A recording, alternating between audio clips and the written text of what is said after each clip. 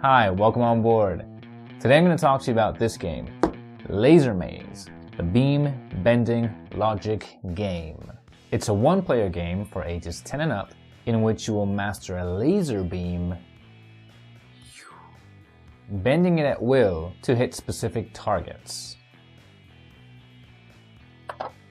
In it, you will have to complete 60 challenges from beginner to expert level. It lasts a different amount of time depending on each challenge. It can take you from a few seconds to minutes to perhaps even hours. It retails for about $30 US. If the game rings a bell, it's because it looks a lot like Ket, a sort of chess-like laser game awarded with the Mensa Select Award. It's by the same designer as this game. The scientist specialized in mechanical and biomedical engineering, Luke Hooper. In this game, Wei Huang, Tyler Sommer, and Tanya Thompson participated as well, designing everything. The game is in no way language dependent. The publisher behind this 2012 edition is, of course, Think Fun, who has a vast catalog of fantastic logic and intelligence puzzles. In this review/tutorial of our mind-puzzling Solitaire section, we're going to show you the components, how to play solving a couple of the challenges, and we'll finish with our final thoughts and who we think this game is for. In the video description below, you'll find a link to our mind-puzzling Solitaire playlist, background music, and subscription, which, by the way, if you subscribe to the channel, click on the bell so you receive a notification when we upload a new video. Let's look at its content. On the front cover, we see more or less what the board is like, with the mirrors bouncing the laser off each other. On the sides of the box, we see the game name, and here it warns us of the dangers of using a laser. Don't intentionally aim the laser at someone's eyes. On the back of the box is a quick summary in various languages, and here on the left, it gives a quick idea of what a challenge is like. As soon as you open the box, you see the rule booklet. It's a piece of paper folded up various times with the rules divided into language columns: Dutch, Portuguese, German, English, French, and Spanish. Now you can see the plastic insert where everything is perfectly stored. To take the pieces out, which are held in place by the plastic, the best way is to pinch them towards the center. This slot right here is for the laser. It has a picture to show you, because it's the only place it fits in. The other slots are shallower.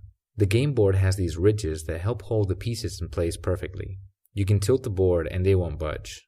Great stuff. If you flip the board over, you'll see that it has some rubber on each corner to avoid it from sliding. This is really useful when traveling by train, bus, or plane, although I'm not quite sure if this would make it past security in an airport. Underneath the board is the card deck. When you open its box, you'll find this card, which shows its content. 1 red piece, 5 purple, 2 green, 1 blue, 1 yellow, and 1 black. Then the board, and of course the 60 cards. When we flip the card over, we find this key to what each symbol means. We'll talk about that later. Let's get a quick look at each one of the pieces and what they do. The purple pieces are used as targets, mirrors, or both. When used as a target, the laser must hit its red side. If it does, it will light up the whole piece. How cool is that? Trust me, it won't get old. If we use it on its mirror side, it will reflect the laser 90 degrees. See how it now ends up shining on my finger? The blue piece has 2 mirrors. On one side it bounces it off 90 degrees to the left, on the other side 90 degrees to the right. There are challenges where the same laser beam ends up bouncing off both sides. The green pieces split the beam. I'm not kidding. It bounces the beam 90 degrees and lets it pass through the piece. If we turn the lights off, you'll see how both targets light up. Awesome. The yellow piece is known as a control. It's an arch through which the beam has to pass. It does not reflect the laser beam, it simply lets it pass through. Lastly, the black piece does not reflect or block the laser. The laser can go right over it on both axes, from left to right, or top to bottom. What this piece does is block the space on the game board so you can't use it to solve the challenges. For this reason, if we place it here, it's double bullseye again. The goal of the game is to guide the laser beam from the source to the specific target or targets, bouncing off or passing through all the pieces placed on the board. The laser beam cannot be reflected off the board boundaries at any moment, so we place a challenge card on the slot reserved for it. The card shows the initial setup. Like we saw earlier on the special card, each piece has its own color. For this reason, we place the red piece here and face the laser beam according to the picture. Later, we place one of the purple pieces in such a way that its mirror side faces towards the bottom right corner, and its red target side, where the laser needs to hit, stays on the left. These pieces cannot be moved around the board. On the top part of the challenge card, it tells us what other pieces we need to complete the maze or circuit. In this case, a blue piece. The question mark symbol with the arrows means that we must discover its orientation as well. So, if we place the laser here, the laser should bounce off at 90 degrees and light up the target piece. When we push down on the laser piece, we see how the piece lights up. With the lights out, this is much easier to see. And if we add some smoke, like with these incense sticks, we might even get to see the laser beam. Once we're done, we check on the back of the challenge card if the position and orientation of the pieces was correct, and then remove all the pieces and go on to the next challenge. We're going to look at challenge 23.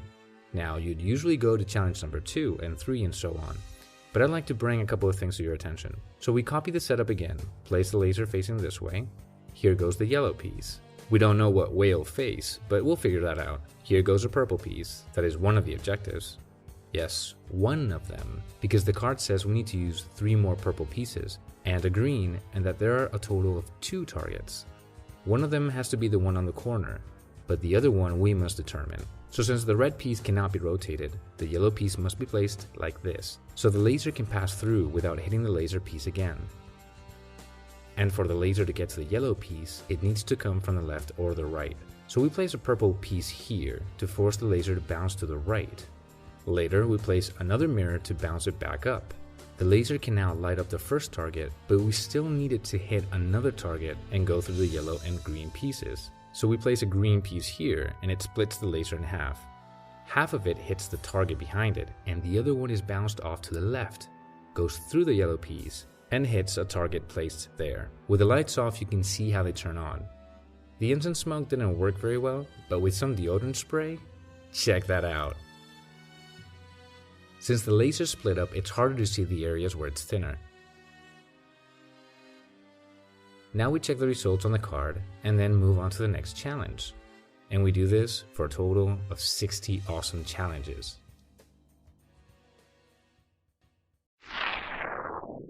I love these type of games. I can spend hours and hours playing challenge after challenge. These are great games to take with you on a long train or bus ride. But unlike other Think Fun games, this one is not very portable because the box is quite big, and so are the components. I guess you could stick all the components in a cloth bag, but you could scratch the mirrors and that could disperse the laser. So you don't want to do that. It's really nice that it brings batteries, and the whole laser idea is just awesome. It adds a technology touch to these type of games that isn't usually there. The price is a bit high, but it's true that the components are of very good quality. I went through all the challenges in a few hours, and the good thing about it is that in a few months I could take it back out and go through it once again. There's no way I'll remember the solutions then. And not only that, you could also pass it on to other family members to help them exercise their mind and keep their brain going. So if you like lasers, challenges, and games of logic, if you've tried other abstract games from Think Fun or Smart Games, or if you've seen any of the videos in our Mind Puzzling Solitaire section and you like them, this game is definitely for you. Well, that's it. That was our review tutorial of this game. If you liked the video, help us with a thumbs up and share it with your friends. And if you want to be the first to find out about our new uploads, subscribe to the channel and ring that bell. Lastly, if you have any doubts, suggestions, questions, and/or petitions, leave us a comment below and we'll get right back to you. Games on board. We do the reading, you do the playing.